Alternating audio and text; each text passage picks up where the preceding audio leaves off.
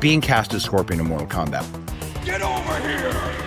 A dream come true. In the 1997 film Batman and Robin, I actually got to be Batman. I was George Clooney's double, and every time that you see Batman punch or kick in that movie, that's not Batman. So those were probably my two biggest highs as far as film. Believe in yourself, because if you don't believe in you, nobody else will. And number two, no matter how hard it gets, don't give up. Now, I know that sounds like kind of generic-ish advice, and it is, but to do it and to stick with it, that dedication and perseverance really has allowed me to reach all the goals I've ever set for myself, because it hasn't been an easy journey. People see me now and they're like, oh, I want to do what you do. And they don't realize the decades of work that I put in to get to this moment. And so it's a saying that I heard and I always use all the time is, everybody wants the results, nobody wants the process. I had a young student by the name of Grayson who had special needs and autism. But this kid really touched my heart because he never gave up. And the day I promoted him to black belt, it took him almost 7 years to get to black belt. Most people that stick with it can do it in 4, but he did it. Now, was he as physically gifted and talented as most of my black belts? No, but this kid had heart that I haven't seen in kids for decades. You know, when you watch the new Mortal Kombat films and the direction the franchise is taking, what's your honest reaction as the man who brought Scorpion to life for an entire generation? Is something standing between you and your happiness? It was for me. I had to face my depression and the constant negative self-talk. Therapy helped me realize I deserve to be happy. That's why this podcast is called I Choose Health, because I made the choice to heal and I want to share that with you. As a gift to you, we've partnered with BetterHelp as our sponsor to help you start your own healing journey. We all face moments when life feels overwhelming, whether it's stress, anxiety, or just feeling stuck. Talking to someone can make a real difference. And that's where our sponsor BetterHelp comes in. BetterHelp offers professional online therapy that's convenient, affordable, and entirely on your schedule. You can connect with a licensed therapist by video, phone, or even chat, whatever works best for you. Let our sponsor BetterHelp support you on your journey to better mental health. You can get 10% off your first month by going to betterhelp.com/iChooseHealth. That's betterhelp.com/iChooseHealth for 10% off your first month. Take the first step toward feeling better today. As a teenager, I decided to live better, so I gave up the meat, eggs, and cheddar. At 20 and 30, I wanted more, so I strengthened my mind and my core. Living a life that is healthier and wealthier because I choose health.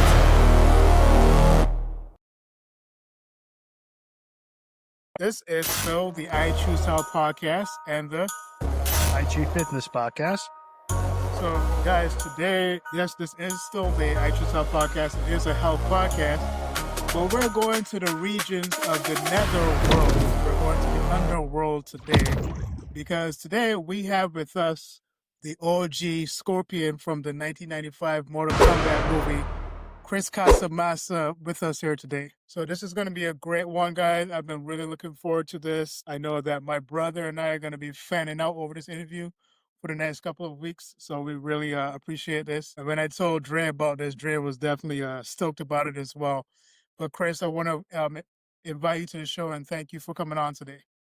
Yeah, and thanks for having me. I'm looking forward to it. So Chris, you know, you've lived multiple lives, from martial artist, instructor, stunt actor, filmmaker. If someone asked, who is Chris Casamassa really, what would you say?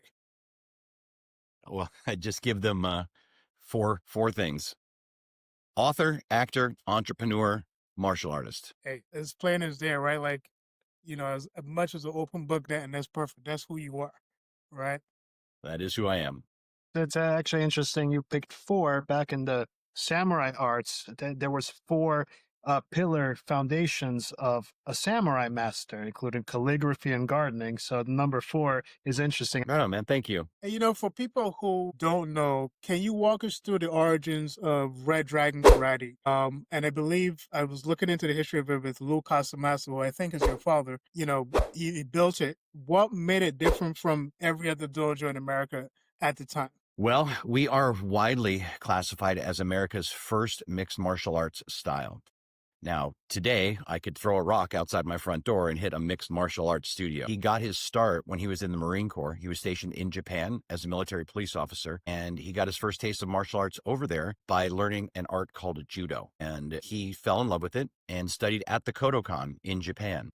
Now, for those of people who may not be familiar with history, when my dad was in the military, the Japanese people didn't really like Americans because we had just blown them up a few years prior. So they were doing everything in their power to get rid of my dad, but he had a few things going for him. Number one, he's Italian. Number two, he's from the East Coast. And number three, he's a Taurus. So he was stubborn as hell and had a whole big attitude about just being able to do what he wanted to do. And he stuck with it. And he actually extended his tour so that he could make it to black belt in judo. And he was promoted by Risei Kano, who is the son of the founder of judo, Dr. Jigoro Kano, at the Kodokan in Japan. And at that time, he was one of the first 10 Americans to ever achieve that goal. But he was hooked at that point, and he came back to the States and started learning different styles of martial arts. And he didn't love any one of them. He liked them all. So like I said, in the early 1960s, he started blending martial arts together and eventually created our system and style that we have today, which is called Red Dragon Karate.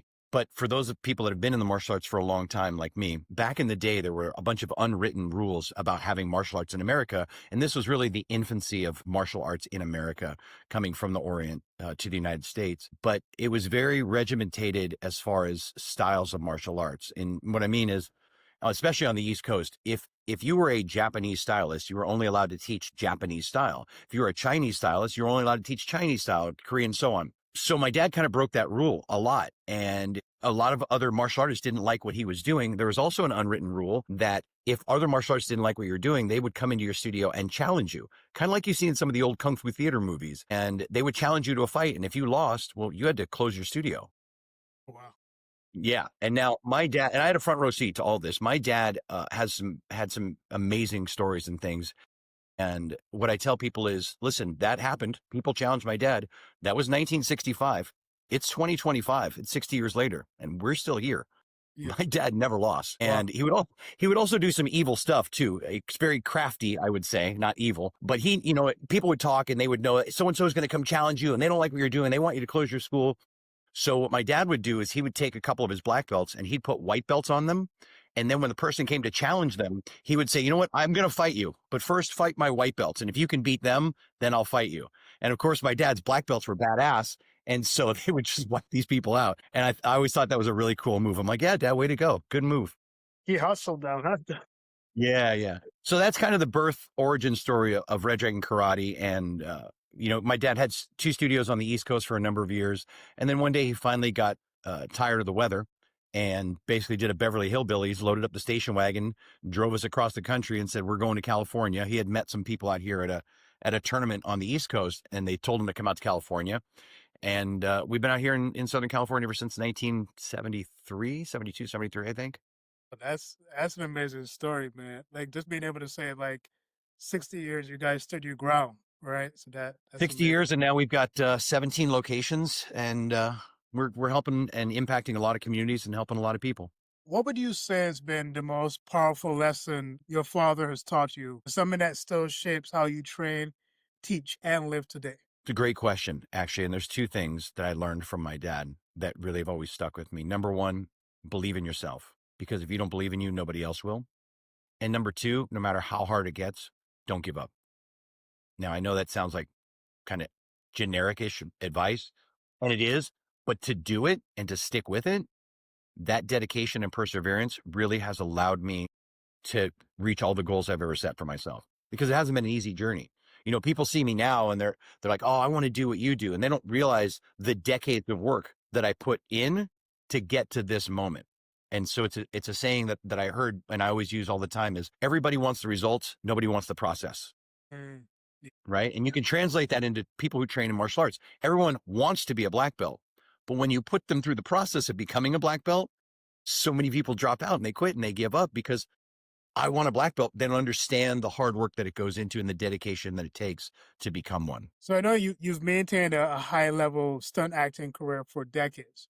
What specific, I'm pretty sure people have been wondering, what specific habits, whether that's movement, lifestyle, have been non-negotiables that kept you performing at this level? Staying active, really, and never sitting back on my laurels, right? If I achieve one thing, it's time to move on to the next. It's not me opening the yearbook saying, look how great I was. It's I did that, and now I'm doing this, and it's evolution and moving forward. And that's really the thing that's helped me the most. And the other thing too is I always wanted to be a living, breathing example of everything that Red Dragon Karate could help a person do, right? And this is where I kind of get on my soapbox a little bit here.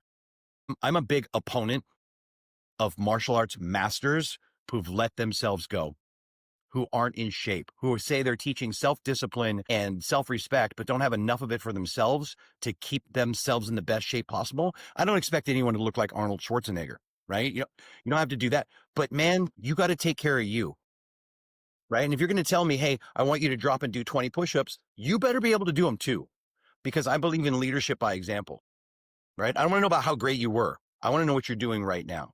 And every time I say that, I always get hate mail from other martial artists. They're like, oh, you can't say. I'm like, yes, I can. Yeah.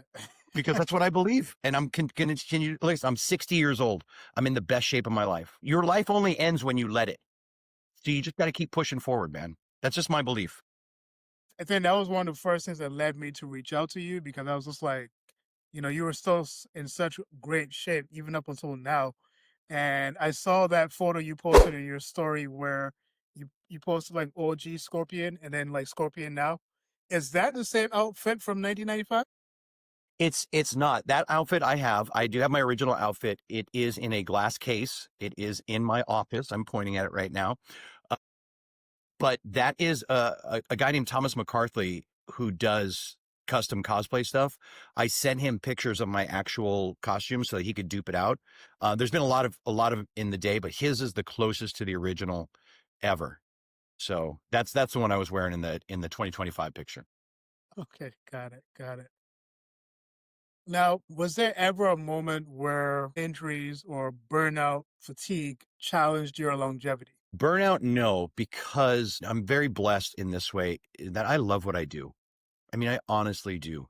Whether it's teaching martial arts or practicing martial arts, I love it. I've been doing it my entire life. It's something I've never burned out on because I have such a passion for it. Injuries, I've had tons of those. My worst one was I tore my Achilles right in the middle of a tournament performing. I snapped my Achilles tendon, and that kept me down for about six months before I could actually start doing stuff again. 9 months before I was fully healed and back at it. But that's probably the worst injury I've ever had. Jammed fingers, sprains, bruises galore, black eyes, fat lips. I've had them all, but none of it's really kept me down and out. You said you're 60, right? God bless you. And you say you're feeling as good now as you've ever felt before. I am a huge advocate of aging like fine wine. What do you think the average human lifespan should be if men actually follow discipline and follow their inner light and partake in all healthy atmospheres? Because right now the average human lifespan is only 73.6 years, which I find to be crazy. Studying, Chinese history and stuff, it was very easy for people to live to 120, 130 with adaptogens ratio and all that. What do you think is, in this zeitgeist, in this epoch, a good number for a man to strive to live for, to be healthy, not just to be a vegetable or to be, hooked up? Listen, I'm no medical health expert, and you probably have way more expertise in that field than I do, but I can only talk for me. Like my goal is to live to 100. I want to make a hundy. And I'm doing everything in my power to fight the process every step of the way by trying to eat healthy and continue to exercise and just keep moving, So yeah, my goal is 100. Actually, 103 is my goal. In Russian, Ukrainian culture, when we bless people and their birthdays, we say to 120. For whatever reason, 120 is kind of that 120, I'll take it. I'll take it. Throw a blessing my way. I'll go 120. You still got half your life, right? You're just getting started. If you can't hold those.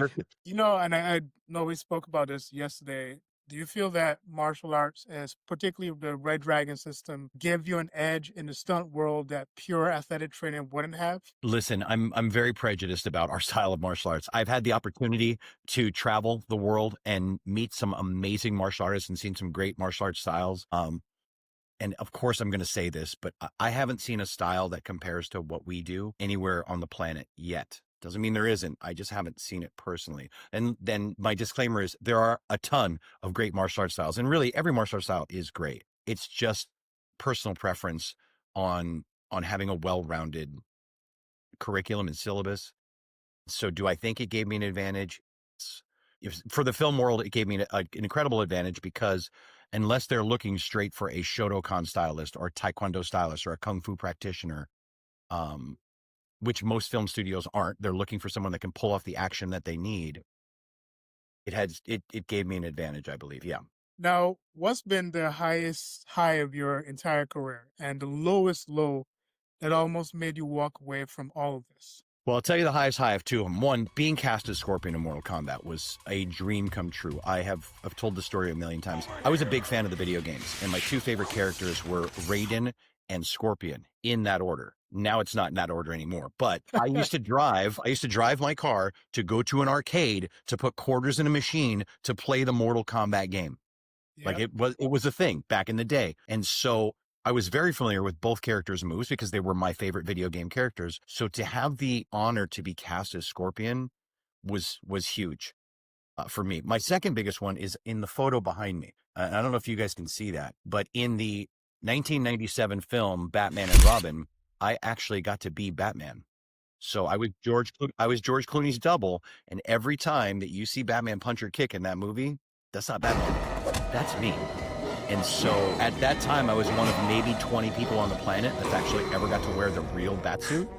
And so those were probably my two biggest highs as far as film. Lows, listen, there's a ton of lows because in the film business, this is why having self-confidence is so important, because you hear no all the time. And I tell people, I say, how do I get into acting? How do I do it? I said, you have to be comfortable with hearing the word no, because I heard no a million times before I got a yes, but one yes changes your life. And so, and again, that's where dedication and perseverance. I always wanted to be in movies because as a kid, one of my idols besides my dad was Bruce Lee. I love Bruce. I saw him do stuff in the film. And I'm like, oh my God, that's amazing. And then my next thought was, I want to do that too. And so to go through that process, like before Mortal Kombat, I had done maybe 4 or 5 smaller films, like B-movie stuff. And I was a background and extras. You know, I had shitty parts, but I went with the open mind of learning. This is a business I know nothing about. I have to learn. I have to understand how it works. I've got to meet the right people, be in the right places. So I had to put in my work. It was like becoming a black belt all over again. And again, many people want to be a star, but they're not willing to eat dirt for 3, 5, 7 years to get to that one yes that leads to a starring role. But I was willing to do that and put in that work. And, you know, it ended up, I was in the right place at the right time. I had the talent they were looking for. I got the yes I needed to hear. And then things just kind of went from there. You know, as you were talking about the video games, now I'm 35 years old, but now I get to be, you know, as men, I don't think we get to be a kid as much, you know, but this is the one time I'm getting to tap into my childhood. And I'm just remembering, when my brother and I, this is probably 1994, 95, maybe 96. We're going into arcades and, you know, we're getting the quarters, we're putting them in. We're playing the Mortal Kombat, we're playing Street Fighter. But the number one thing that we always played was Mortal Kombat. That was our thing. And so as a kid, I was always doing the get over here, right? You know, I would always do that. And I was telling Chris the other day, which was so funny, was that the main protagonist, for what I remember, was Liu Kang, right? But for some reason, Scorpion, who was seen as a villain from the Netherworld, is loved so much. Like, people still love Scorpion. People dress up as Scorpion every Halloween. Why is it that a character that specifically is supposed to be playing a villain is so loved within mainstream society? Because he kicks ass. Scorpion's a very powerful character and has some of the coolest moves in the game, in the franchise. So yeah, I think people are drawn to that because they want to win. So, you know, you've trained thousands of students. Was there a moment with a student, a breakdown, maybe a breakthrough, transformation that, you know, maybe hit you emotionally more than any movie role ever did? Yeah, listen, I've got tons of them. I had a young student by the name of Grayson who had special needs and autism, but this kid really touched my heart because he never gave up. And the day I promoted him to black belt, it took him almost 7 years to get to black belt. Most people that stick with it can do it in 4, but he did it. Now, was he as physically gifted and talented as most of my black belts? No, but this kid had heart that I haven't seen in kids for decades. So that really was probably one of the most emotional black belt promotions I've ever done to me. And the kid was, like 11 or 12 when he made it to black belt. And the cool thing was after that, he went on to do some even cooler stuff. He ended up going to college and getting a degree and getting a real nice job. So I changed that kid's life, and he helped because he stuck with it, and his family was very supportive. But yeah, so stories like that, I got a ton of them being in this game as long as I have. Chris, when going back to your father opening up the original school, and piggybacking to you, what was that MO, the modus operandi, that golden rule, would you say, with your martial discipline that you really want to reverberate? I know you've mentioned a few things that you wish to get people to be their best selves, as all disciplines do, but is there some particular idiosyncratic element which is completely the quintessence of your school? Well, listen, I mean, part of our mission is to inspire the world through tradition and innovation, one class at a time. So if I can inspire people to change their life, we can change the world. And listen, I'm gonna get on my soapbox for a second and tell you guys something that I'm a real big believer in. It's my firm belief that if everyone on this planet studied martial arts for just 1 year, our planet would be a much better place because of the lessons that are taught in martial arts. So that's how much of a proponent I am of the martial arts and the training that it provides for people. So Yeah, let's they change it. recently did a study. I think it was in Amsterdam, where they, instead of giving kids recess, they had them meditate and study a little bit martial arts, and bullying decreased by 100%. It was incredible because energy cannot be created or destroyed. This is physics. It could only be transmuted, turned from one thing to other. So you have something like bullying, or you have something like that. It's an energy. It's an energetic pattern that's dissonant. So when you do, that's what alchemy is. Alchemy isn't just turning lead into gold figuratively, or literally. It's the figurative notion of it. So when you take something positive like meditation and you incorporate that and stillness and all the positive elements involved, it helps kids who have hormones that are about to start fluctuating start to actually settle down. So what you're doing with thousands of students and clients, it's wonderful, because you are resonating, reverberating a positive wave of the next generations to come, instead of them having to go into X, Y, and Z, drugs, gang, or whatever. You are helping shift their focus and their styles and their lives into much more positive and integrity laden patterns and cycles. So kudos to that. Any sensei, anyone that has a dojo, and real knows real. So I'm very, very thankful that that you have all these wonderful students who look up to you and you're helping them. Yeah. Thank you so much. And you touched on bullying. That's really one of my passion projects right now. I travel. I actually just finished 8 weeks of straight travel. I teach bully prevention clinics to kids all over the United States. And I go to public schools, private schools, gyms, churches, rec centers, wherever I can get in, because my mission and passion and purpose right now is I want to help 1 million kids become bully proof. And that's why I wrote 3 books on the subject. I teach seminars and I teach other instructors how to do these clinics and classes that I teach.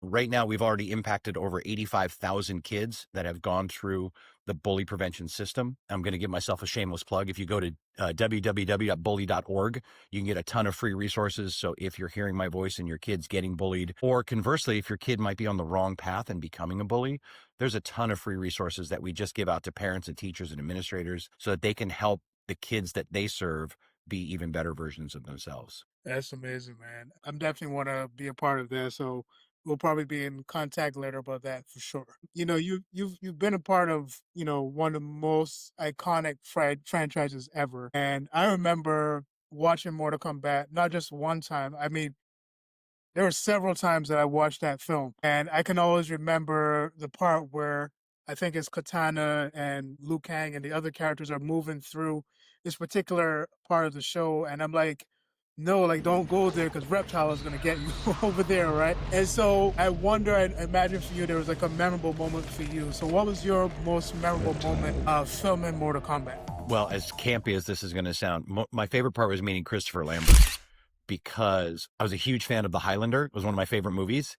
Mm-hmm. So to meet The Highlander, I was fanboying out on the set. And again, this is my first, the Mortal Kombat was my first major motion picture. I had done some lower budget stuff and some B-movie stuff before that, but my first major motion picture. So just being on the set, being in that environment, being with that caliber of directors and producers and film crew and talent, the whole thing was really a highlight for me. Now, I want to talk about the new franchise. I know we spoke about it a little bit before. But when you watch the new Mortal Kombat films and the direction the franchise is taking, what's your honest reaction as the man who brought Scorpion to life for an entire generation? Listen, I don't think I'm speaking out of turn here, because the fans have already spoken. They didn't really like that first version of it. It took a big left turn. It deviated from what they did with the first movie. The first movie paid homage to the video game because they're a huge fan base of the video game. And so Larry Kasanoff, the producer of Mortal Kombat, was like, I want to make this as close to the video game as possible, because he knew there was a huge following. Also, 2 other video game to movie adaptations had come out before us, and they both bombed at the box office. That was Double Dragon and Street Fighter. They did okay, but they didn't really do justice to their fans. They tried to tell another story. Larry didn't want to do that. He wanted a tournament. He wanted the fighting, he wanted the action, and he wanted real martial artists to do that, to keep it as authentic as possible. And that's where he hit a home run, and why we were #1 at the box office for, I think, the first 6 weeks the movie came out. We had the #1 soundtrack for 5-6 weeks. He did that. With this first generation of the new Mortal Kombat film, we didn't really see that. Now, to give it credit, it was well done. It was well shot. And the CGI and shit that they have nowadays compared to what we had in '95, I mean, it's night and day. And I love the first 10 minutes. I thought, oh my God, they're going to do the Scorpion backstory and the origin. It's going to be great, and it's going to be all about him. And all of a sudden, poof, it wasn't about him anymore. So, but I think with this next one, they've got it right. I think the fans made enough noise that I think they've got it right. This Johnny Cage that they have is going to be great. I love Carl Urban. I love him in The Boys. He's been in so many great films, but I think he's going to really do it justice. The previews look amazing. They were getting such great feedback on this new movie that they moved the release date. They're going to make it a summer blockbuster. It was supposed to come out, I think, this month. And they were like, no, we're getting such good feedback on it. It's going to open in May of 2026. My hope, I'll give you my wish list, is that they end up doing what the Avengers did and Marvel, and do a multiverse. And they do a multiverse, and all of a sudden 95 score pops back in there. Now you got something. I hope they also do good remakes of Avatar and Street Fighter too, hopefully, coming up. As you mentioned, the Street Fighter movie that came up in the 90s. Also has some not great reviews, even though Raul Julia did quite. Oh, and he was dying from stomach cancer. The whole, had all these Easter eggs. But Avatar also, I'm a big fan of. They definitely need to redo that one. Yeah, I thought they were going to do more of those. I liked it. I liked that first Avatar movie. The James Cameron Avatar movies, of course, we all love. But the other Avatar, what was it? Something Bender. The Last Airbender. Airbender. There you go. And I think that's always been my opinion, just watching the 2022 movie. Both my brother and I watched it, and we came away with the same thing, which was they tried too much to modernize it. They tried to bring it into current day, where everyone's kind of like indulging in UFC and MMA fighting. And I felt like they were trying to make it relate to that rather than going back to the original storyline. And I think you can always just go to the original storyline and enhance it. And I think a lot of sequels to movies have been trying to change the storyline, and I think they've noticed that they're failing by going away from the original storyline. Just stick to the storyline and just do it better. I'm glad to know that we kind of see eye to eye on that. Yeah. So, fans have constantly asked if the studio has reached out. So let's clear it up. Has anyone from the new Mortal Kombat production team contact you for input, mentorship, or even an on-screen appearance? No, not yet. Not yet. But what I tell people when they ask me that question is, you need to, when you do posts, when you do any emails, send them to Warner Brothers and tell them what you want, because the studios are listening. So if you want to see 95 Scorpion or any kind of multiverse, you have to let Warner Brothers know. They own the rights to it now. They're the ones that make the decisions. Reach out to the director of the movie, and you can find those people on Instagram and Twitter and Facebook. So you have to let them know. If the fans say it, then generally it will happen. Now, if they called you tomorrow, what would you want your involvement to look like? I don't know. I know I can still do all my stuff, and I know the uniform still fits, so we're good there. I mean, I don't really care what it would be. It would just be awesome to be involved with it. And I think it would really bring it full circle for them, and I think they'd see some bigger returns at the box office for sure. Because people like you or who are nostalgic for 95, if all of a sudden you heard Sub-Zero and Scorpion from 95 are back in, like, people are coming to that. They're going to see, how are they Sure. going to interpret that? What are you going to do? It creates that curiosity factor. But listen, here, to their credit, they have a direction they want to go. They know what they're doing with the new franchise. They're going to take it, and then hopefully they continue to tie it in with some of the newer versions of the games. I want to believe in them, but I'd also like to be involved with it somehow. But we'll see what happens. Never say never. Chris, have you been following all the updated games? I kind of stopped after the fourth one, to be honest with you, but all the character stories and everything. And Scorpion's always, part of it, but it's like 100 different characters. Have you been following the new games by any chance? Not to that length. What's cool is they did put my 95 Mortal Kombat skin back in the MK1 game as a bonus upgrade that you can get. So yeah, so that's what I'm saying. There's a lot of nostalgia for that, and I think there's a lot of eyeballs and definitely a lot of revenue that the studios could benefit from continuing that. If they bring back original Scorpion and original Sub-Zero, I'm dressing my daughter up in like Scorpion attire, and we're going to the movies. Yeah. Yeah, it's gonna be cute. She's 2 years old, so it should be cute. What's one story from Mortal Kombat from the set that you've never told publicly, but feel like today might be the day? Today is not the day, but I'm happy to tell you stories I've told before. Now, I know you've accomplished so much already, but what's the next big mountain you're pushing for? What's the next big thing on your board to knock off? We're going to take the bully program worldwide. It's picking up steam here in the United States. Like I said, I spent the last 8 weeks traveling around to different states and teaching these clinics. But now that we just launched the new site, thebully.org, and our goal is to help and impact 1 million kids. The cool thing is my agent is negotiating with Nickelodeon right now for a weekly show of bullying. If that happens and it goes into production, we'll hit 1 million kids in a couple of weeks, and then we'll raise it to 10 million kids that we want to help. And through the bully.org, which is a nonprofit, our goal is to give back to communities to help kids that are at risk or can't afford martial arts. We want to provide sponsorships and scholarships to them because, like I said, I'm a big fan of the martial arts and how it can change your life. So I want as many kids as possible to get involved with it. And the cool thing is the earlier they get involved with it, this next generation is going to run and control the planet. So the more people that train at an earlier age, the more we impact their lives, the more they can help us change the world. There's a great Buddhist saying, plant the tree even if you'll never sit underneath the shade. So definitely pay it forward. And you said yourself, this is the next generation coming. Yeah. So that's my next big thing. Next year, I've got 2 film projects that I'm potentially working on the movie front, but that's what we call the pie in the sky thing. If it goes, great. And if it doesn't, it's just part of the business. That's the way it happens. Hopefully they go. I've read the scripts. They're really good scripts. I've got some awesome parts in them, and I'm looking forward to that, but it's always a big if. And then I'm working with Bat and the Sun to do a superpower beatdown, Scorpion versus someone, maybe Wolverine. We'll see. That would be fun. So yeah, a lot of going on. It's got 2026 going to be an awesome year. Yeah. This might be a naive question, but I've always wondered for the film, the Get Over Here, was that Ed Boon's voice or was that your 100% Ed Boon's voice. Again, that was the call of Larry Kazanoff. We wanted to pay homage to the game. I was saying it under the mask and I recorded some ADR of it, but at the end they decided to use the voice, which I'm glad they did because I can't sound like Ed Boon. It's just a different tone. And by the way, if you look at the preview of the new movie, guess what they did? When Scorpion says, "Get over here," it's Ed Boon's voice in the preview for the new movie. So see, they've made some really smart choices for the fans' support. Yeah, because the last film, like when we heard to Get Over Here, it didn't impact me the same way. No. It did not impact me the same way. And I think I've heard you told us before, because I know that Ed Boon and the creators then, when they came up with the Spare, how did they come up with the idea for the Spare in the 1995 movie of like how it came out through the hand, it was CGI and that stuff, but how did they come up with that idea?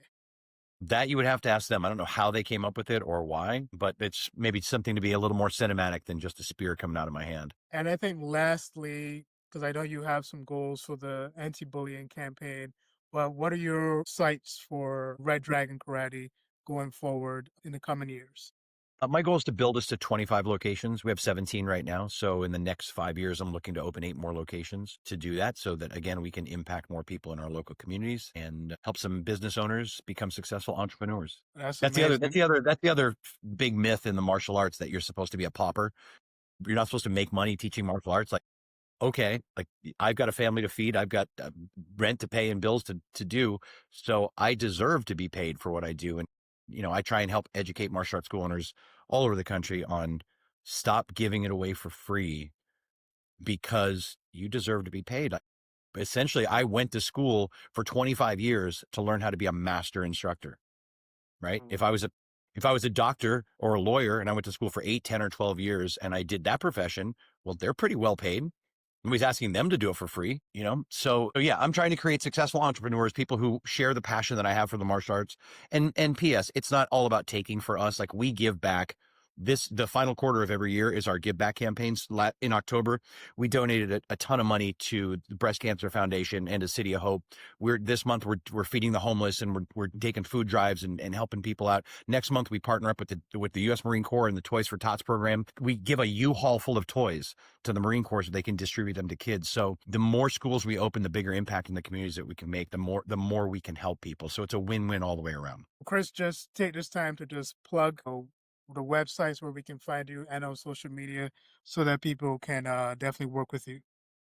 Yeah, man, listen, I'm the easiest guy to find on social media. You just got to learn how to spell my last name.